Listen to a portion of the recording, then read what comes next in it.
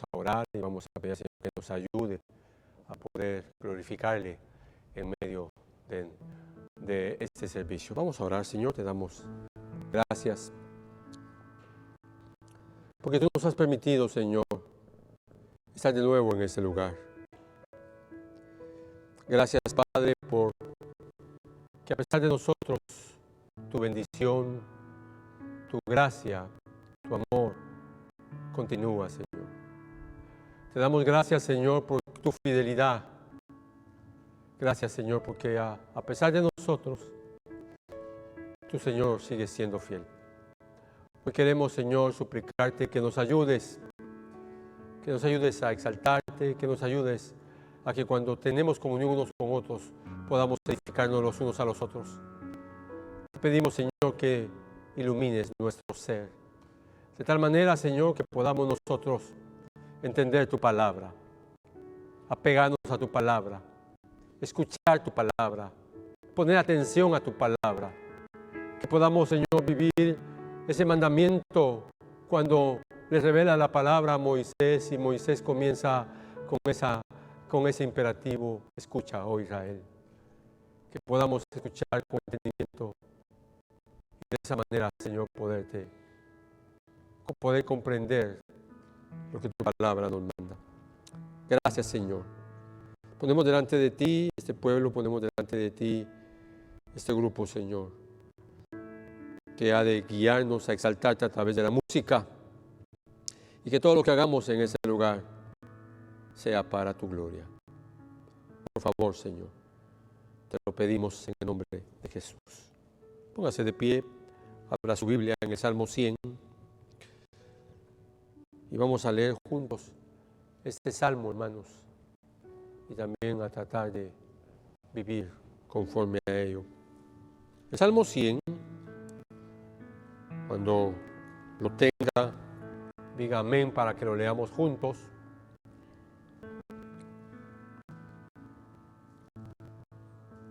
El Salmo 100 dice de la siguiente manera, es un salmo de solo 5 versículos. Aclamad con júbilo al Señor toda la tierra. Servid al Señor con alegría, venid a Él con cánticos de júbilo. Sabed que Él, el Señor, es Dios.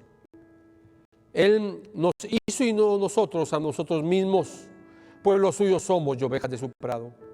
Escuche esto: entrad por sus puertas con acción de gracias y a sus atrios con alabanzas. Dadle gracias, bendecid su nombre, porque el Señor es bueno, para siempre es su misericordia y su fidelidad por todas las generaciones.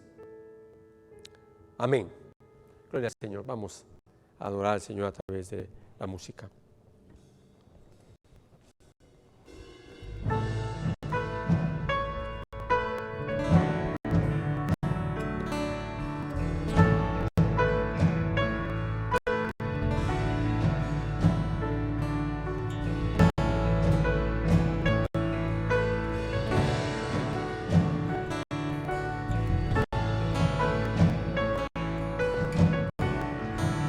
Porque brilla de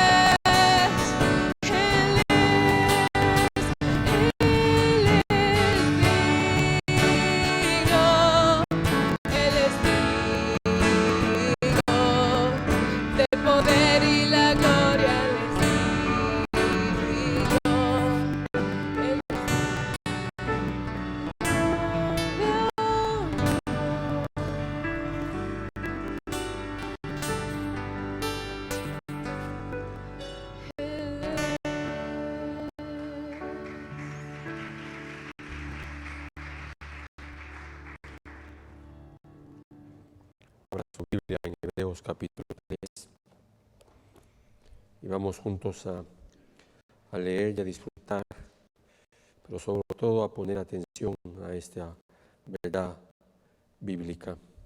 Hebreos, un libro que se desconoce el autor. Hebreos capítulo 3, vamos a leerlo juntos. Y lo que dice el Señor a través de la inspiración del Espíritu Santo dice: por lo tanto, hermanos santos, participantes del llamamiento celestial, consideren a Jesús el apóstol y sumo sacerdote de nuestra fe, el cual fue fiel al que lo designó, como también lo fue Moisés en toda la casa de Dios. Porque Jesús ha sido considerado digno de más gloria que Moisés, así como el constructor de la casa tiene más honra que la casa. Porque toda casa es hecha por alguno, pero el que hace todas las cosas es Dios. Moisés fue fiel en toda la casa de Dios como siervo, para testimonio de lo que se iba a decir más tarde. Pero Cristo fue fiel como hijo sobre la casa de Dios, cuya casa somos nosotros. Si retenemos firme hasta el fin nuestra confianza y la gloria de nuestra esperanza. Por lo cual, como dice el Espíritu Santo, si ustedes oyen hoy su voz, no endurezcan sus corazones como en la provocación, como en el día de la prueba en el desierto, donde sus padres me tentaron y me pusieron a prueba. Y vieron mis obras por 40 años, por lo cual yo me disgusté con aquella generación, y dije, siempre se desvían en su corazón y no han conocido mis caminos. Como juré en mi ira, no entrarán en mi reposo. Tengan cuidado, hermanos, no sea que alguno de ustedes haya un corazón malo de incredulidad para apartarse del Dios vivo. Antes exhortémonos o exhórtense los unos a los otros cada día, mientras todavía se dice hoy, no sea que alguno de ustedes sea endurecido por el engaño del pecado. Porque somos hechos partícipes de Cristo, si es que retenemos firme hasta el fin el principio de nuestra seguridad. Por lo cual se dice, si ustedes oyen hoy su voz, no endurezcan sus corazones como en la provocación. Porque, ¿quiénes habiendo oído la provocación? ¿Acaso no fueron todos los que salieron de Egipto guiados por Moisés? ¿Con quiénes se disgustó por 40 años? ¿No fue con aquellos que pecaron, cuyos cuerpos cayeron en el desierto? Y a quienes juró que no entrarían en su reposo, sino a los que fueron desobedientes. Vemos pues que no pudieron entrar a causa de su incredulidad. Pueden sentarse, hermanos. Es un pasaje fuerte, determinante, donde el autor hace una comparación entre la rebeldía de Israel con los creyentes. Sean bienvenidos, hermanos, todos, una vez más este domingo. Estamos siempre contentos de podernos reunir aquí y poder glorificar al Señor. Quería comentarle un par de cosas. El próximo domingo a las 5 de la tarde tenemos una actividad de matrimonios, sé que están invitados todos los matrimonios y también los invito a que inviten a otros matrimonios. Estamos viviendo en una época muy extraña, tan evidente la época en la que estamos viviendo, que le llaman a lo malo bueno, que le llaman a lo impuro, le llaman santo. Y nosotros tenemos que permanecer de pie, hermano, aunque pase lo que pase, aunque digan lo que digan.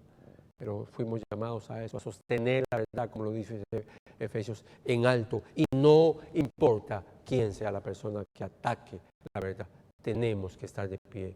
Y no importa quién sea, hay que decirle la verdad. Uno no suaviza el pecado, no suaviza el evangelio. Uno debe ser fiel a la palabra.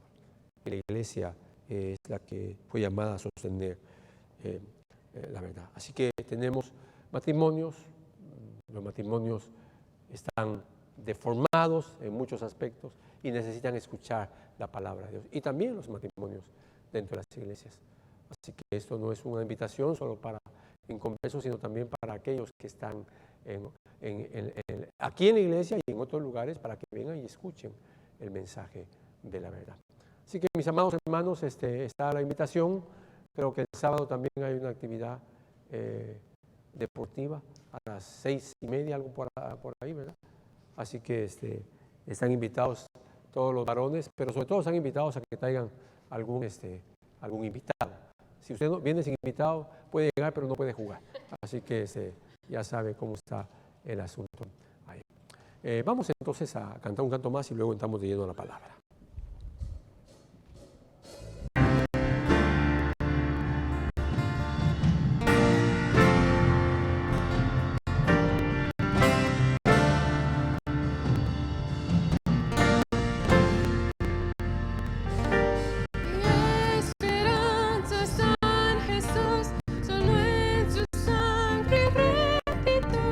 Solo en su nombre mi confianza yo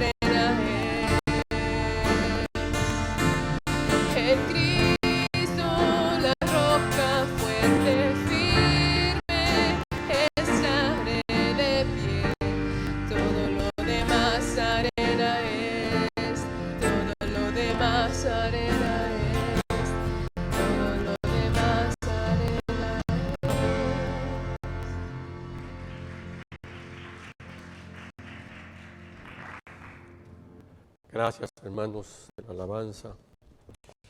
Vamos a prepararnos para escuchar la palabra y vamos a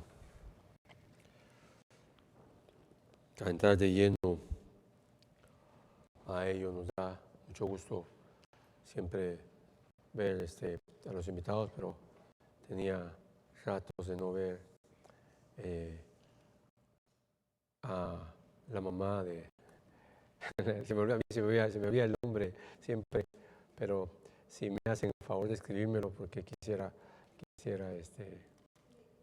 o su... bueno, o bienvenida, pero viene con la... para darle la bienvenida y también está otros dos invitados del hermano de Valentín, ya está viniendo más seguido, y del hermano Sergio también. Ya saben que a mí me tienen que poner los nombres aquí, si no, no recuerdo los nombres. No se preocupen, no es el hermano ya todo se le está olvidando, de plano tiene Parkinson, pero no, siempre he sido así, siempre he tenido nací con ese y más defectos, pero nací con esa disfunción recordatoria. Así que no se preocupen por eso. Vamos a orar, hermanos, y vamos a pedirle al Señor que nos ayude a que la palabra haga la obra en su corazón. Pídale eso al Señor, que haga la obra en su corazón. Que cuando usted escuche la palabra, no esté pensando en el mengano, en el fulano, en el perencejo. No, que usted se concentre en usted. La palabra del Señor, hermano, cuando abrimos la palabra, primariamente es para nosotros. Y cuando uno está pensando en alguien más, uno se siente superior a todos. Y la verdad es que todos los seres humanos, sean creyentes o no, estamos necesitados constantemente de escuchar el Evangelio, aunque sepamos las cosas. Por eso Pablo le dijo a su audiencia, para mí no es cargoso repetir las mismas cosas, y para vosotros es seguro. Así que tal vez algunas cosas de las que usted va a escuchar hoy ya las sabe, o tal vez no, pero al final estamos delante de la palabra del Señor. Señor, te damos gracias por tu palabra, por este momento que nos permite, Señor, donde podemos abrir tu palabra, tu libro, Señor, y podemos, Señor, imbuirnos en él para entender, para meditar, para contemplar tu voluntad. Ayúdanos, Señor. Ayúdanos a no imitar a aquel pueblo de Israel que por 40 años murmuró contra ti. Aquel pueblo que se rebeló contra ti. Aquel pueblo, Señor, que no creyó en ti, que no confió en ti. Porque estaban totalmente atrapados al sistema de Egipto. Salieron de Egipto ellos, Señor. Tú los sacaste de Egipto, pero Egipto no salió de sus corazones. Ayúdanos, Señor, a que nosotros podamos vivir con tu palabra en nuestros corazones y no con el mundo en nuestros corazones.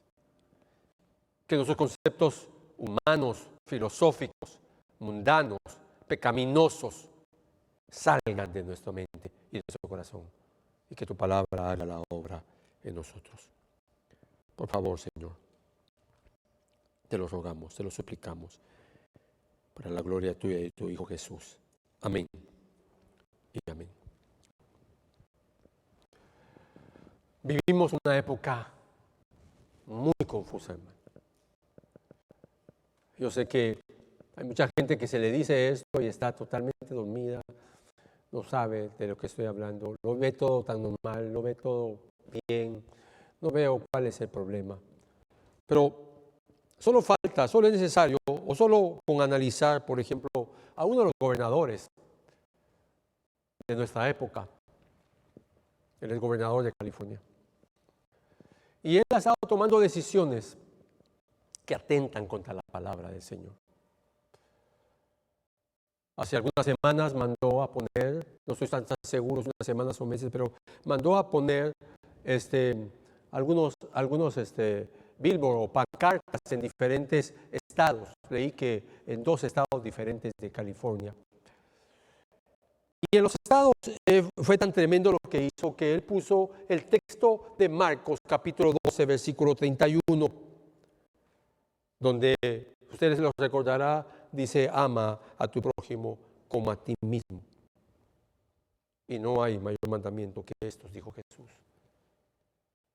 Y él pagó con dinero de la gente, pagó eso para luego hacer el énfasis de que si querían abortar, si te amas a ti misma y quieres abortar, ven a California y abortamos. Y te ayudamos a abortar. Bendito sea Dios, hermano, por aquellos hombres que no le tienen temor a nada, y aunque le tienen más temor a la palabra. Y uno de esos hombres es John MacArthur, que escribió una carta al gobernador de California. El domingo pasado la predicación en Grace fue un juicio o una demanda a los gobernadores o a los líderes de esta nación. Y alguien escribió lo siguiente, dice el pastor John MacArthur de Grace Community Church en Sun Valley, California, entregó una mordaz, escuche eso, una mordaz carta abierta al gobernador de California esta semana, acusando al líder de premiar a los malhechores y castigar a los justos. Ese es el pan diario de nuestra sociedad. Aplaudimos a los mentirosos, le creemos a los mentirosos, exaltamos a los mentirosos, nos asociamos con los mentirosos, amamos a los homosexuales, a los adúlteros, a los fornicarios, amamos a los que hacen el mal y odiamos a los que aman la verdad. La carta del 29 de septiembre aparentemente provocada por la decisión del gobernador de colocar esos carteles a favor del aborto, y donde incluía la Biblia. Esto lo está informando lo que se conoce en español, pero es el mundo inglés o el mundo cristiano en español. Y puntualmente dice algunas cosas que preferí leérselas. MacArthur apuntó explícitamente a esa acción y calificó el uso del gobernante de las palabras de Jesús como un acto de blasfemia grave. Luego resumió la campaña como pura maldad. John MacArthur. A mediados de septiembre le escribió a usted, le reveló a toda la nación cuán profundamente rebelde es contra Dios cuando patrocinó vallas publicitarias en todo Estados Unidos que promovían la matanza de niños a quienes él crea que en el útero, es decir, Dios, Salmo 139, Isaías 45. Esto escribió MacArthur. Siguió MacArthur y dijo: usted agravó aún más la maldad de esa campaña, asesina con un acto reprensible de blasfemia grave, citando las mismas palabras de Jesús. Marcos 2:71. Como si de alguna manera pudiera torcer su significado y arrojarse su nombre a favor de sacrificar a los niños no nacidos. Y no había terminado la carta de MacArthur. Él había puesto también en esa carta la advertencia del profeta Isaías de no llamar a lo bueno, de no llamar bueno a lo malo, ni a lo malo bueno, alegando que muchas de las políticas del gobernador reflejan una visión profana e invertida del honor y la moralidad. MacArthur le dijo que los efectos diabólicos de las creencias del gobernador se estaban viendo en el crimen, la falta de vivienda y otras consecuencias culturales, precisamente en California. Si usted no ha ido a California y alguna vez fue y regresa, se va a dar cuenta que está despeñándose. El pastor MacArthur escribió que su objetivo al escribir la carta, en lugar de una postura política o una discusión, era suplicar al gobernador que escuchara al Señor. Mi preocupación, gobernador, es que su propia alma se encuentra en peligro grave y eterno, escribió John MacArthur.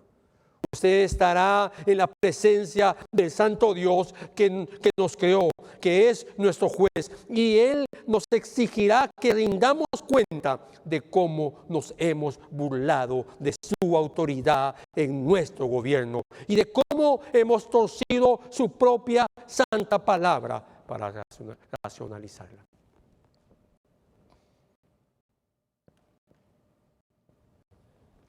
MacArthur ofreció la esperanza de que el gobernador pueda llegar a conocer a Cristo y dejar las acciones antes mencionadas, y dijo que él y otros están orando por el arrepentimiento total del gobernador y su confianza en Cristo. Es decir, esto, hermano, exactamente esto que hace John MacArthur, y que es muy singular en la manera en que él actúa, ilustra lo que vamos a ver hoy. Ilustra a un mundo evangélico callado ante tantas atrocidades. Ilustra a un mundo evangélico atrapado en el mundo. Y menciono el mundo evangélico porque si digo cristianos estoy llamándoles a todos nacidos de nuevo. Pero uno no es nacido de nuevo porque uno dice que es nacido de nuevo. Uno es nacido de nuevo y si es nacido de nuevo hay frutos. Hay frutos que glorifican a Dios. Desde el primer día. Desde el primer día el hombre o la mujer que nacen de nuevo aborrecen el pecado. Lo aborrecen. Y se alejan de toda forma de pecado. Nuestro texto, que precisamente está en Hebreos capítulo 3, y que vamos a empezar desde el versículo 7 al 11, y que Hebreos está demostrando, hermano, en sus capítulos la superioridad de Cristo. Así que en este capítulo 3, el autor de Hebreos va a demostrar que Cristo es superior a Moisés. Obviamente, Hebreos escrito, el autor es judíos creyentes, judíos que tenían una inclinación hacia Jesucristo y que estaban escuchando. Y también judíos que llegaban para atacar. Así que el autor de Hebreos le está escribiendo a judíos y les quiere demostrar que Jesús es superior a Moisés. Porque para los judíos el gran profeta de todas las épocas era Moisés. Hebreos 3, 7 al 11 dice: por lo cual, como dice el Espíritu Santo, si oís hoy su voz, no endurezcáis vuestros corazones, como en la provocación, como en el día de la prueba en el desierto, donde vuestros padres me tentaron al ponerme a prueba y vieron mis obras por 40 años, por lo cual me disgusté con aquella generación y dije: siempre se desvían en su corazón y no han conocido sus caminos. Como juré en mi ira, no entrarán en mi reposo. Vamos a tratar de abordar del 7 al 19, pero aquí hay 3 demandas bíblicas que nos ayudan o nos enseñan a fortalecernos en nuestra fe en Cristo. Y la primera que vamos a abordar es: no endurezcas tu corazón. La segunda, camina junto a otros. Y la tercera, no imites a los que provocan a Dios. La verdad central aquí son los creyentes caminan poniéndose uno al lado del otro. Hasta eso es una característica. Hermano, no hay creyentes que anden con la gente en el mundo y que realmente lo sean, porque no es la naturaleza de un creyente. Entonces entramos a nuestro primer punto: no endurezcas tu corazón. Por lo cual, así como dice el Espíritu Santo, hoy, si oís su voz, no endurezcáis vuestros corazones, No endurezcas vuestros corazones. Otra versión, por ejemplo, dice, por lo cual, como dice el Espíritu Santo, si oís su voz. Es decir, el énfasis está en que hoy, ese hoy está reflejado en todas las veces que alguien agarra Hebreos y lo lee este capítulo o está predicando. Así que hoy a usted le está diciendo el Señor y a mí que oigamos su voz, que es su palabra. O sea, si tú llegas a escuchar la voz de Dios, tienes que tomar en cuenta que estás escuchando lo que Él quiere decirte. ¿Y qué es lo que Él quiere decirte? Bueno, el texto es muy claro y aquí voy a ir un poco más rápido entre el versículo 7 y el 9. Por lo cual, como dice el Espíritu Santo, si oís hoy su voz, no endurezcáis vuestros corazones. Como en la provocación, como en el día de la prueba en el desierto, donde vuestros padres me tentaron al ponerme a prueba. ¿Qué estaba pasando? ¿Qué está diciendo aquí el autor de Hebreos?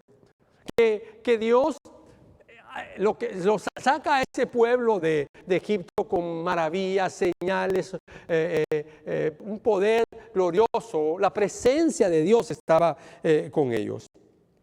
Y ellos al estar ya tranquilos en el desierto, lo primero que hacen es murmurar contra Dios y contra Moisés. Nos trajiste a este desierto para morir. Morir porque puntualmente esa primera murmuración es porque no había agua.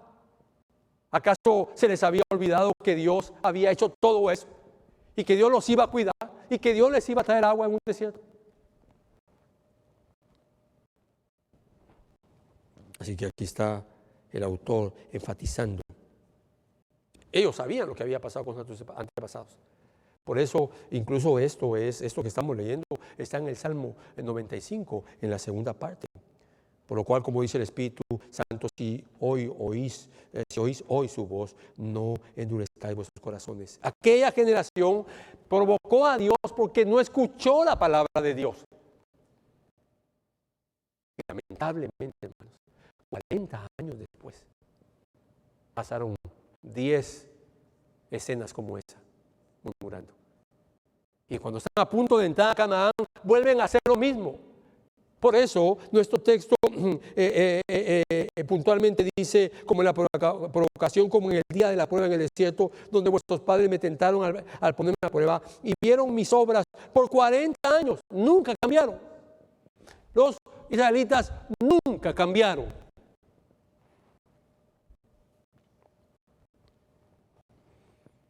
Ellos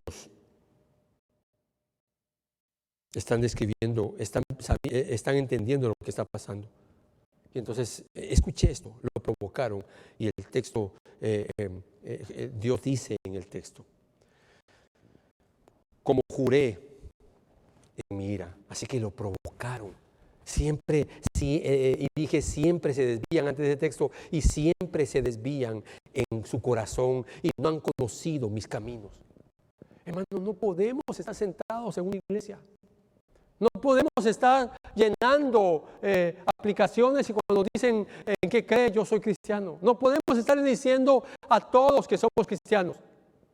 ¿Cómo reaccionamos ante los problemas? ¿Cómo reaccionamos ante el pecado? ¿Cómo reaccionamos ante el pecado que nos ataca a nosotros? ¿Y cómo reaccionamos ante el pecado de los ataques de otros que pecan contra nosotros? ¿Y cómo reaccionamos al pecado de las tentaciones? Eso dice quién eres. Y luego, no existe en la gente que se dice cristiana una pizca de perdón. Una pizca, perdón, de arrepentimiento, de pedir perdón. Un requisito para alguien que ha nacido de nuevo. Y lo ves en la primera carta de Juan repetidas veces, es que el que ha nacido de nuevo confiesa sus pecados. Y confesar los pecados no quiere decir hincarse delante de Dios y pedirle perdón a Él solamente, sino que la demanda en la doctrina de pedir perdón es llegar con aquellos que hemos ofendido y pedir perdón. Esta no es una excusa para que tú salgas hoy y le digas a alguien, no me has pedido perdón, porque si a ti te han ofendido, tú tienes que perdonar, aunque no te pidan perdón. Así que esto no es para provocar a nadie, esto es para que todos nosotros podamos ver cómo está nuestro corazón. Como juré en mi ira, escuche esto, no entrarán en mi reposo. Esto es la tierra prometida. Ahora, ¿quieres seguir siendo un provocador de la ira de Dios? Imagino que no, ¿verdad? Hermano, tu palabra no vale nada. Mi palabra no vale nada. Tu opinión y la mía no vale nada. No vale nada en relación a lo que la Biblia dice. Tú no puedes estar interpretando las Escrituras.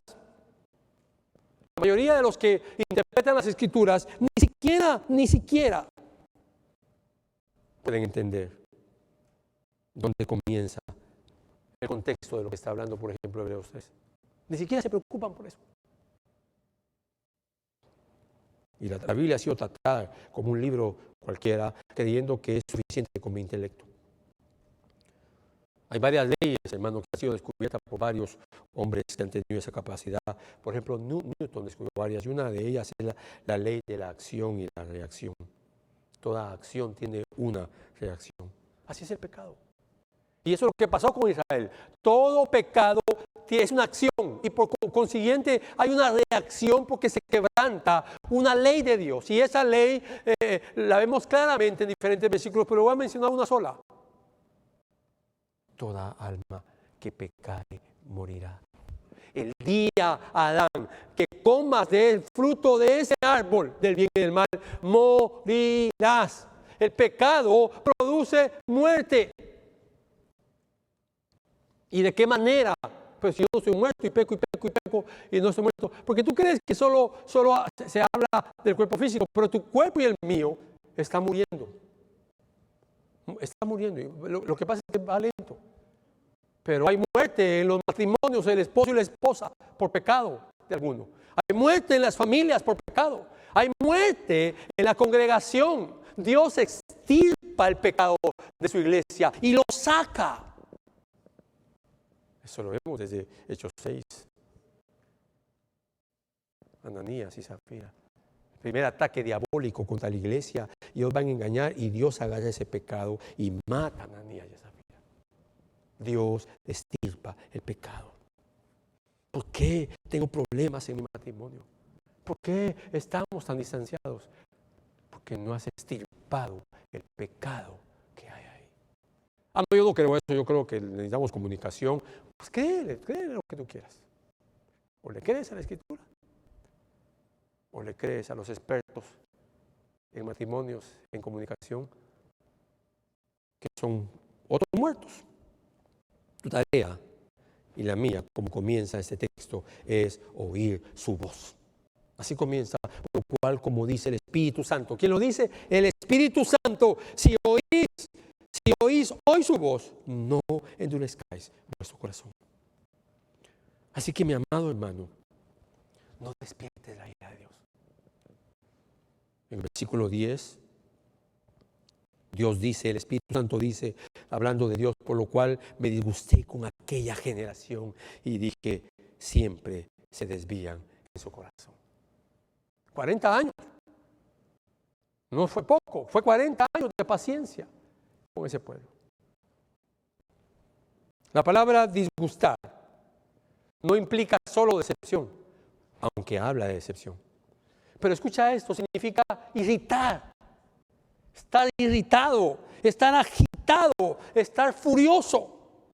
Así que cuando la Biblia dice, por lo cual me disgusté, eso no es excusa para que tú digas, por eso yo me lleno de ira. No, ese es Dios. Y todo lo que Dios hace es santo. Así que tú y yo no, ni por cerca, no, ni te preocupes, no, mejor dicho, preocúpate si te pones todo airado. Nosotros no nos fuimos llamados a dejar que el enojo suba a la ira. ¿Le queda claro eso? No vas a dejar este pasaje para decir, yo escuché la voz del Espíritu Santo y tengo que airarme como Dios se aira. Dios es Dios. Y todo lo que Él hace es santo. Así que aquí no entramos ni tú ni yo. Yo cada vez que he llegado a la ira estoy pecando. Y yo también, aunque no lo digas porque estás ahí sentado, tú también. Y no siempre el airado habla, porque hay gente que está explotando por dentro, pero no dice nada enfrente de la persona. Pero luego sale y hace estragos. Dios estaba extremadamente airado con el pecado de ellos. Dios tenga misericordia de nosotros, de tu hogar, de tu vida, de la mía y de mi hogar. Y Dios nos ayuda a escuchar y no endurecer nuestro corazón. Por eso Dios concluye esta parte, o el Espíritu Santo, como juré en mi ira, no entrarán en mi reposo.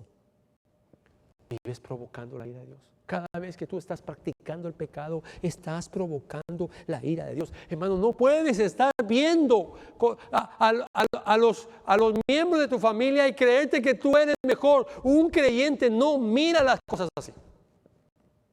Pablo dijo, soy el más pequeño de los apóstoles. No soy digno de ser llamado apóstol. ¿Tenía una falsa humildad? Tú cuando estás sentado dices, bueno, hermano, cuando quiera ir a mi casa, su casa es mi casa. Entonces, hermano, ya que usted dice que su casa es mi casa, ¿me la puede prestar una semana? Usted va a decir, no. Entonces no le diga su casa es mi casa, porque sabe que no lo va a hacer y no fue llamado a hacer eso. Es que no vivamos provocando la ira de Dios. Te dices cristiano, pero amas al mundo. Te dices cristiano, pero amas el sistema. Te dices cristiano, pero amas lo malo. Te dices cristiano, pero tienes comunión con las tinieblas. Eres amigo del mundo. Entonces, te estás contradiciendo y te estás engañando. Escucha, tu corazón se está endureciendo. Ya vamos a llegar a ese punto. Tu corazón se está endureciendo. Se está endureciendo porque no escuchas a Dios. El corazón de esa generación era pecaminoso, era mentiroso, eran inconformes, hermano, y no escuchaban. ¿Qué está haciendo el gobernador de California?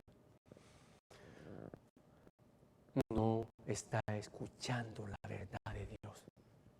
Y una vez más, un hombre que entiende su tarea le envía eso. Entiende que para eso Dios le ha dado alguna fama. Entiende que para eso la nación lo escucha, ya sea para criticarlo o para dar gracias a Dios, para edificarse. Pero John MacArthur no usa su fama para tener 1 millón de visitas en su video, en YouTube. O que le den 100,000 likes en un comentario. ¿Y eso qué?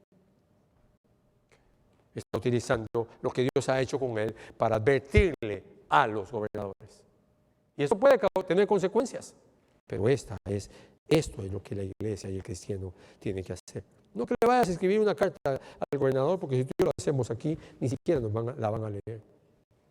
Pero tienes un rango donde te mueves. ¿Vives para la gloria de Dios o vives para la gloria del pecado? ¿Para qué vives? No levantes la mano. No, yo vivo para la gloria de Dios. Tus hechos ya hablaron. No, ahorita hablaron ayer, antier. Pero es el momento de escuchar la voz de Dios y apartarse. Por eso el que miente, que no miente más. El que robe, que no roba más. El que no robe más. Esto erais algunos de vosotros, dice Pablo. Ustedes eran homosexuales, eran adúlteros, eran fornicarios, eran ladrones, eran mentirosos. Pero ahora, en Cristo, habéis resucitado. Eso es un creyente. No tiene gloria en sí, sino que todo lo ha hecho Dios. Así que nuestro primer punto nos demanda, hermano, a que no endurezcamos nuestro corazón. No lo hagamos. ¿Cómo no lo debemos hacer? Escuchando la voz de Dios. Nuestro segundo punto nos habla de tener cuidado de la incredulidad. Tener cuidado, hermanos, dice este texto. No sea que en alguno de vosotros haya un corazón malo de incredulidad para apartarse del Dios vivo.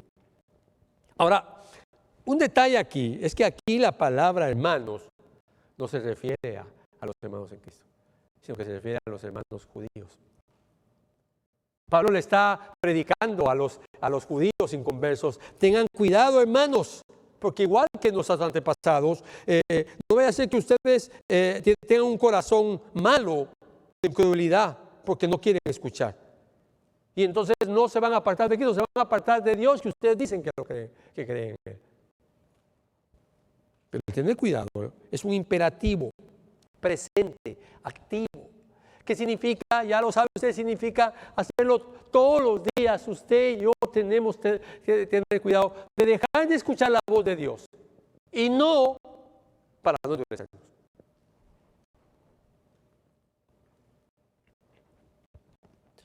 Por ejemplo, en este capítulo, en el versículo 1, 3:1, ahí cuando dice, hermanos, no es hacia los judíos, ahí es hacia los cristianos. Más adelante vuelve Pablo utiliza la palabra hermanos y ahora lo utiliza para los creyentes. Pero eso no es tan esencial, solo se lo mencionaba como un detalle. El mayor pecado del mundo, ¿sabe cuál es?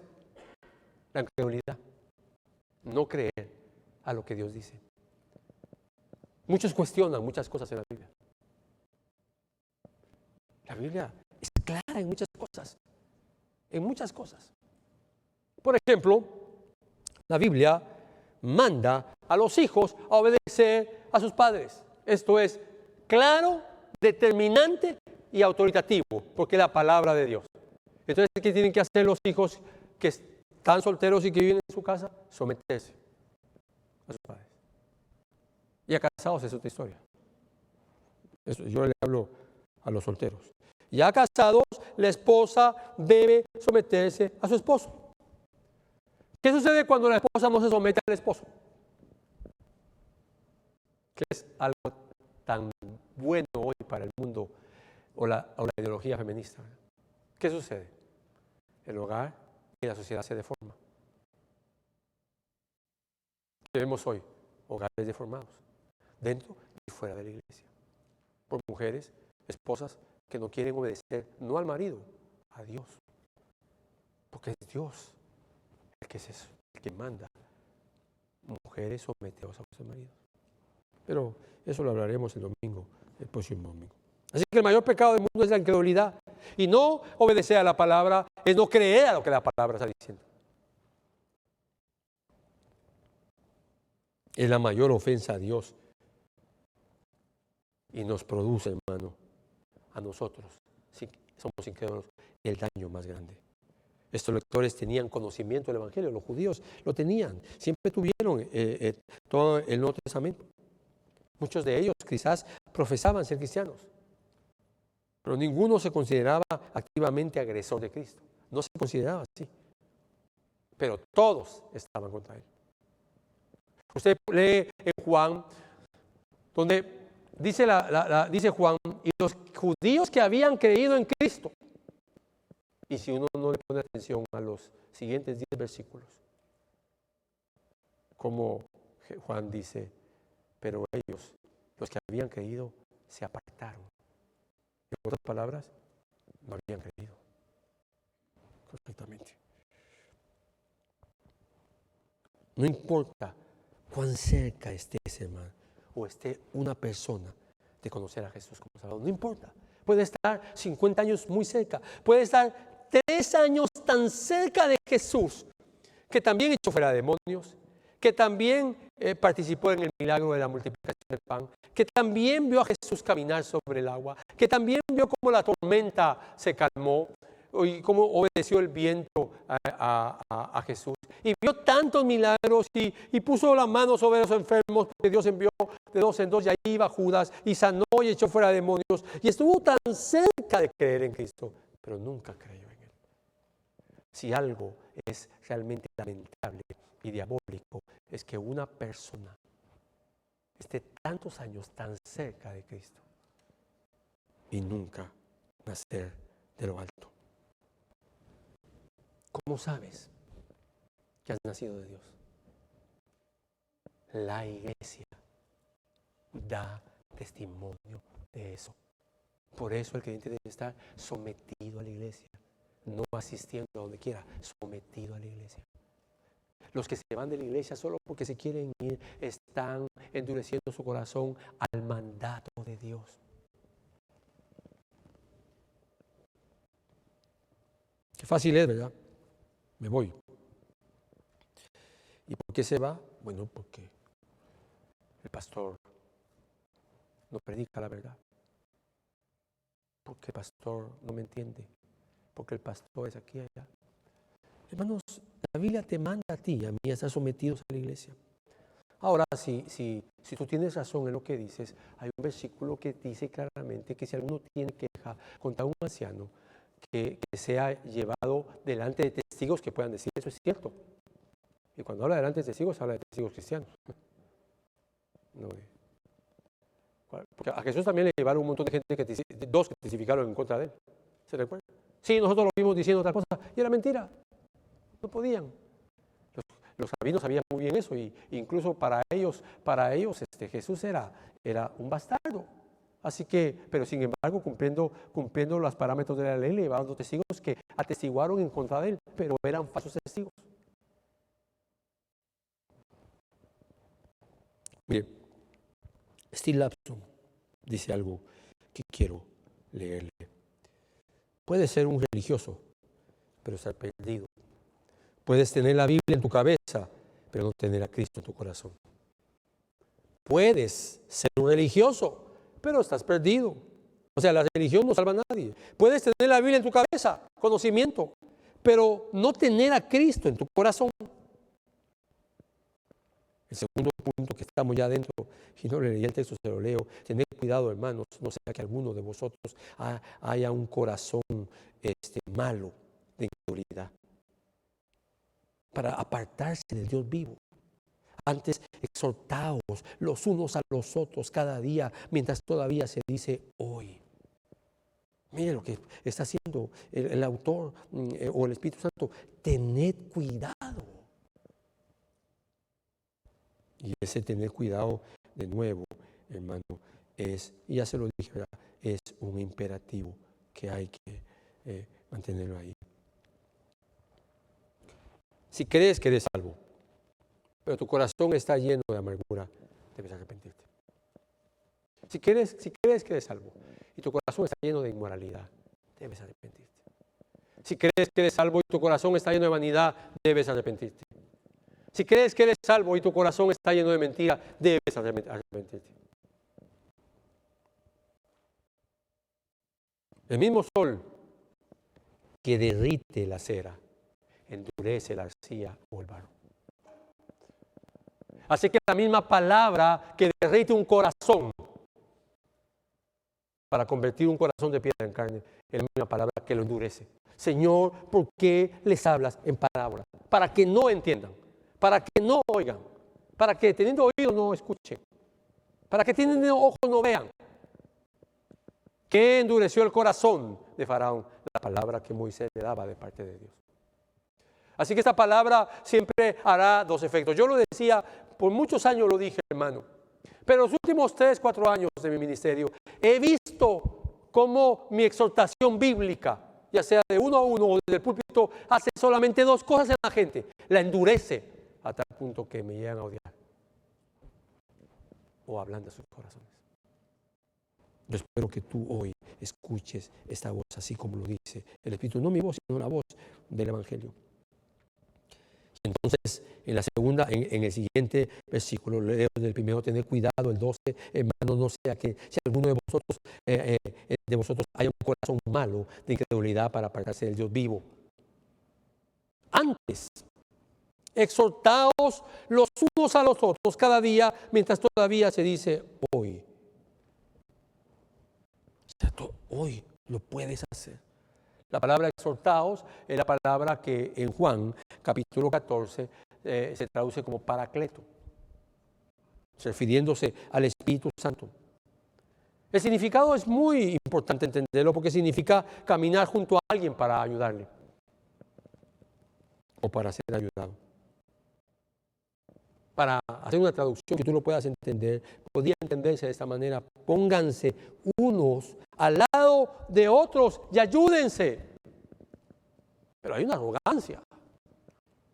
¿Quién se pone al lado de alguien y le dice, hermano, te quiero confesar mi pecado?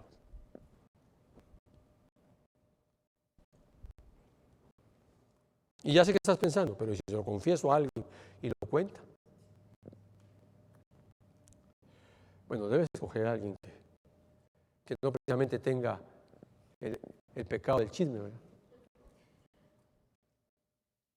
Pero no es el punto. Tienes que buscar gente que verdaderamente te va a ayudar y no que te va a contaminar. El escritor dice a los creyentes, pónganse uno al lado de los otros y ayúdense. Se les urge, esto es urgente, hermano, se les urge ayudar a sus hermanos judíos incrédulos, animándolos a no endurecer su corazón, sino a reconocer a Jesús como el Mesías. Nuestra tarea es ayudar a los que están en esa incredulidad. Pero hay gente que no puede ser ayudada. La iglesia primitiva no ayudaba a Saulo, porque si se ponían a ayudarlos, los iba a matar. No estaban en desobediencia. También hay verdades en la Biblia que dejemos al necio con su necedad. Porque esto es cáustico, es inflamable. No sea que alguno de vosotros sea endurecido por engaño del pecado. Es decir, judíos, inconversos, incrédulos, no vaya a ser que ustedes vayan a ser endurecidos. En otras palabras, Dios está diciendo, tengo paciencia de ustedes. Pero si ustedes siguen necios, pesimistas, pecadores, practicando su pecado, su corazón será endurecido. Romanos 7:11, Pablo dice esto, porque el pecado, aprovechándose del mandamiento, me engañó y por medio de él me mató. El pecado trae muerte, hermano. Pero si ya está muerto espiritualmente, la muerte sigue avanzando en su vida. ¿Por qué crees tú que hay tantas enfermedades mentales? Precisamente por lo mismo. El pecado ha traído tanta muerte al mundo, a la época en que estamos, que hoy se está volviendo normal las relaciones homosexuales. Se está volviendo normal que los hijos no obedezcan a sus padres. Se está volviendo normal que los niños de 10 años, 8 años, 9 años tengan novio o novia. Están endurecidos porque el pecado trae muerte. El pecado rara vez, hermano, parece lo que realmente es. Siempre se enmascara. El pecado engaña y el pecado miente. El sistema del mundo es una ilusión. La belleza es una ilusión. ¿Qué es la belleza? Bueno, eso solo lo define la Biblia. La riqueza es una visión, es una ilusión. La felicidad es una ilusión. Te sientes feliz y abrazas a todos, pero de ahí te enojas y se te va la felicidad. Eso no viene de Dios. Tienes riquezas o tienes posesiones, te sientes seguro, segura. Pero, ¿y luego? El amor que practica el mundo es una ilusión. La pareja perfecta, como oímos mucho eso en Facebook, ¿verdad? Yo no sabía hace muchos años que podía quitar a todos los que amigos le dicen, pero en Facebook, no sabía que quitándoles el follow fulano y quitarlo y no seguirlos, no me salían sus noticias. Pero veía cada cosa.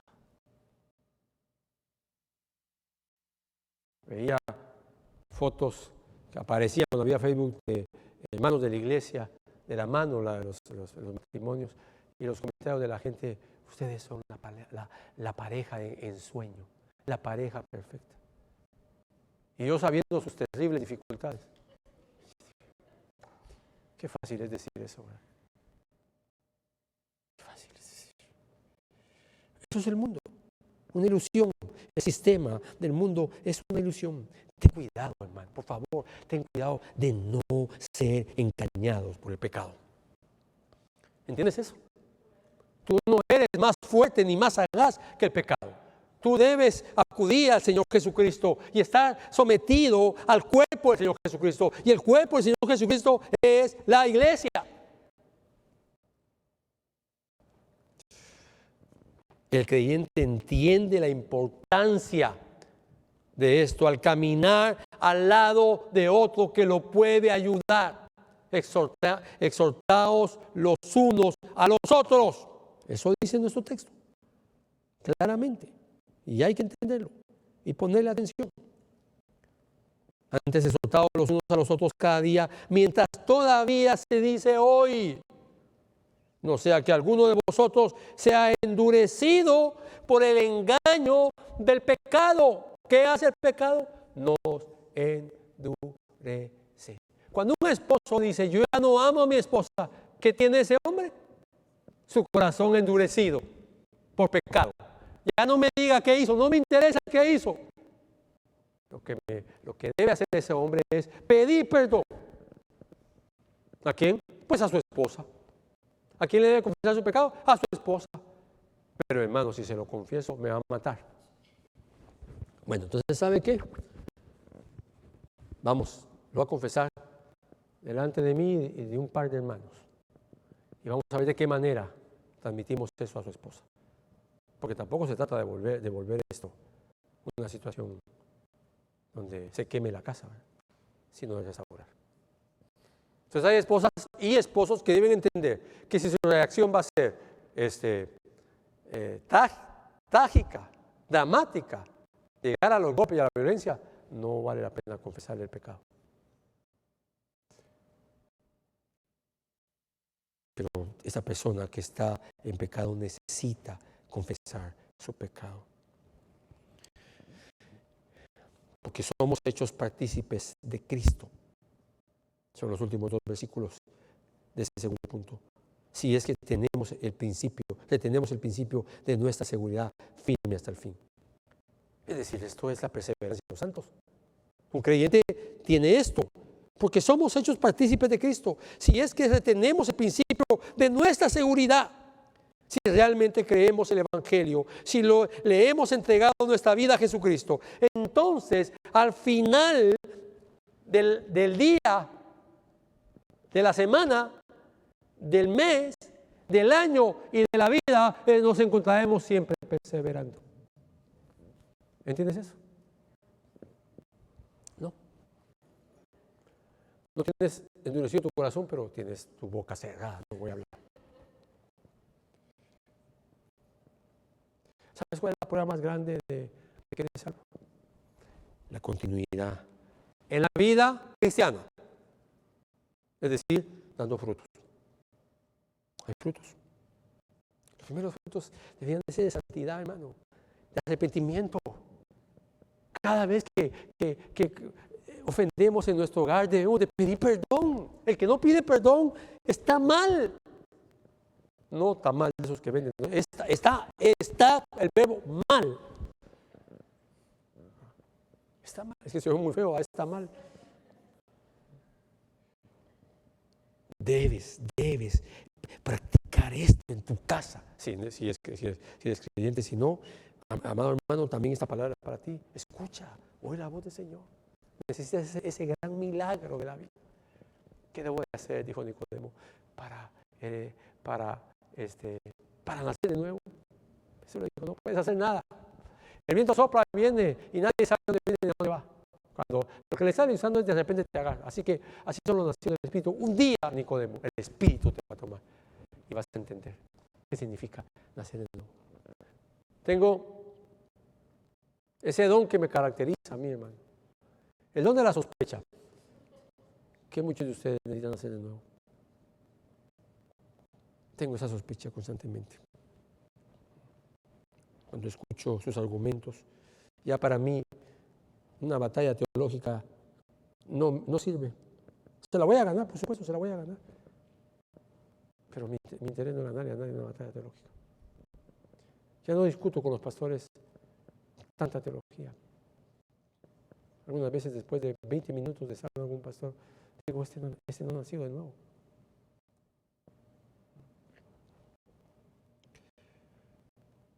Permaneces en Cristo. Permanecer en Cristo, perdón, es permanecer en la iglesia de Cristo. Y llegamos a nuestro tercer punto. Del versículo 16 al 19, no imites a los a los que provocan a Dios. Una demanda a no endurecer nuestro corazón. Una demanda a caminar juntos unos a otros. Una demanda a no endurecer nuestro corazón a través del pecado, del 7 al 11. Una demanda de caminar juntos unos a otros, del 12 al 15, donde no nos exhortarnos los unos a los otros. Y luego una demanda del 16 al 19 a no imitar a los que provocaron a Dios. Primera pregunta que hace Pablo. Porque ¿quiénes después de oír se rebelaron? Esa es la pregunta que hace Pablo. Perdón, el autor de Hebreos. Y luego dice, la respuesta es, ¿no fueron todos los que salieron de Egipto en medio de Moisés? Se cuenta que el autor está jugando con presentando su argumento con dos preguntas retóricas. Una pregunta retórica que solo tiene una respuesta y él la contesta con una pregunta. ¿Por qué? Porque ¿quiénes después de oír se rebelaron? Y contesta, no fueron todos los que salieron de Egipto por medio de Moisés. Cuando habla de por medio de Moisés, está diciendo, salieron con milagros, con maravillas, con prodigios. La columna de fuego, la presencia de Dios ahí, la nube, que es lo mismo en el día y en la noche. Y estaba Dios en la provisión constantemente sobre ellos. Siempre les dio la victoria. Ellos escucharon la palabra revelada de Dios en labios de Moisés. Es más, hermano, Moisés es un prototipo cuando él sube al monte por 40 días y luego baja.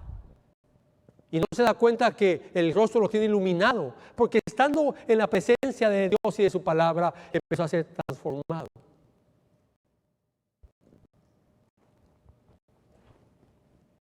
Ellos escucharon esa palabra. Experimentaron la providencia de Dios por 40 años. Les dio de todo. Aquella generación vivió experimentando la presencia de Dios. En la noche esa columna de fuego. Y en el día esa nube que los cubría. Y Pablo dice que era Cristo. Así que estaban en presencia de Cristo. Entonces, ¿quiénes fueron los que se rebelaron? Los que Dios había salvado del poder de Egipto y del poder del faraón. Pero seguían rebeldes, endureciendo su corazón. Por eso las preguntas retóricas que aquí responden. La segunda pregunta, mira lo que dice. ¿Y con quiénes estuvo airado 40 años? 40 años airado. Y responde, no fueron todos los que pecaron, cuyos cuerpos cayeron en el desierto. Bueno, alguien podría decir, bueno, hermano, pero también cayó el cuerpo de Moisés. Sí, pero él no por pecado. Aquí está hablando de aquellos que se rebelaron. Y eso es importante. Por ejemplo, nosotros necesitamos, hermano, comprender, analizar cómo está nuestra vida. Porque algunas veces nos olvidamos de que el pecado es algo que produce muerte. No podemos descuidarnos. ¿Qué pasó con los israelitas esos 40 años? ¿Fueron mejorando cada año? Para nada. La respuesta la encontramos en Éxodo 17, 1 al 4, rápidamente te la voy a leer. Y toda la congregación de los hijos de Israel marchó por jornada desde el desierto de Sin, acaban de salir de Egipto, conforme al mandamiento del Señor, y acamparon en Refidim. Y no había agua para que el pueblo bebiera. Entonces el pueblo contendió con Moisés y dijeron, danos agua para beber. Y Moisés les dijo, ¿por qué contendéis conmigo? ¿Por qué tentáis al Señor?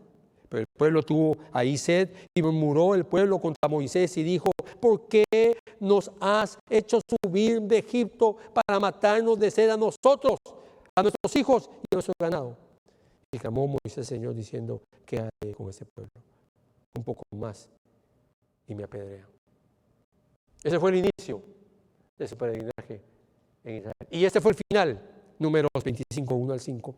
Y mientras Israel habitaba en Sitín, el pueblo comenzó a prostituirse con las hijas de Moab. Y estas invitaron al pueblo a los sacrificios que hacían a sus dioses. Y el pueblo comió y se postró ante sus dioses. Así Israel se unió a Baal de Peor y se encendió la ira del Señor contra Israel. Y el Señor dijo a Moisés: toma a todos los jefes del pueblo y ejecútalos delante del Señor a plena luz del día. Escucha esto. ¿Qué está haciendo Dios? Extirpando el pecado, matando a la gente que ha provocado a otros a pecar. Los jefes del pueblo, y ejecútalos delante del Señor a plena luz del día, para que se aparte de Israel la ardiente ira del Señor. Entonces Moisés dijo a los jueces de Israel: cada uno de vosotros mate a aquellos de los suyos que se han unido a Baal de Peor.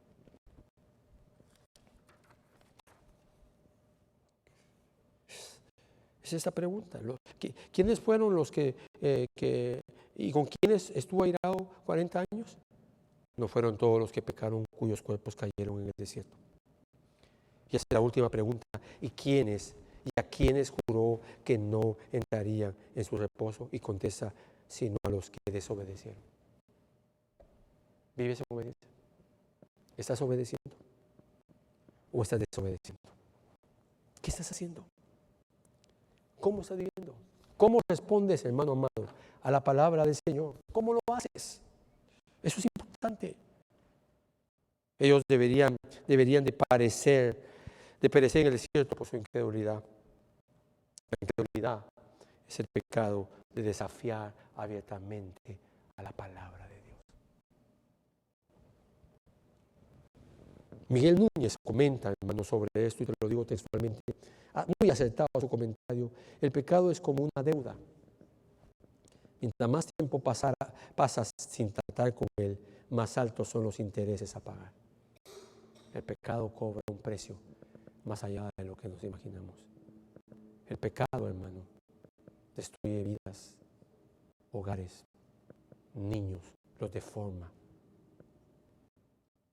El pecado destruye iglesias.